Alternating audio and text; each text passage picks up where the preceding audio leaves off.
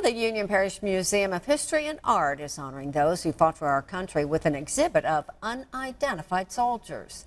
Jason Gregory was there today to learn more about it. Jason? Yes, Jennifer. This exhibit is called The Tomb of the Unknown Soldier. The free exhibit is a half-size replica of the actual tomb displayed in Washington, D.C. and a service project from the Exchange Club of Rome, Georgia.